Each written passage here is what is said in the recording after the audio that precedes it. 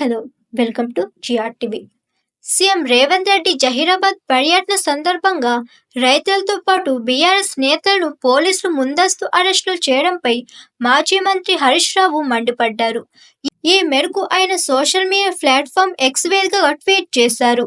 ముఖ్యమంత్రి జహీరాబాద్ పర్యటన సందర్భంగా రైతులను అరెస్టు చేయడాన్ని తీవ్రంగా ఖండిస్తున్నామని అన్నారు.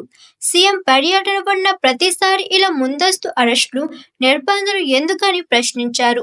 ఇదేనా ప్రజాపాలన అంటూ ఫైర్ అయ్యారు. మొన్న నాగర్ కర్నూల్ పర్యటనలో చెంచు సోదరులను ఇలానే అక్రమంగా అరెస్టు చేశారని ఆరోపించారు. నేడు జహీరాబాద్లో రైతులను, రైతు నాయకులను అరెస్టు చేయడం ప్రజాస్వామ్యాన్ని కాలరాయడమేనని కామెంట్ చేశారు. జహీరాబాద్ నిమ్స్ చుట్టూ ఉన్న గ్రామాలను అష్టదిగ్బంధనం చేసి రైతు నాయకులను నిర్ధారించడం అది ఎలా ప్రజాపాలన అవుతుందని ప్రశ్నించారు. ఇది ప్రజాపాలన కాదు, ప్రజలను పీడించే పాలన అంటూ ఆక్షేపించారు. ప్రజాస్వామ్యంలో ప్రతి పౌరుడికి తన ఆవేదనను వ్యక్తపరిచే స్వేచ్ఛ ఉందని అన్నారు.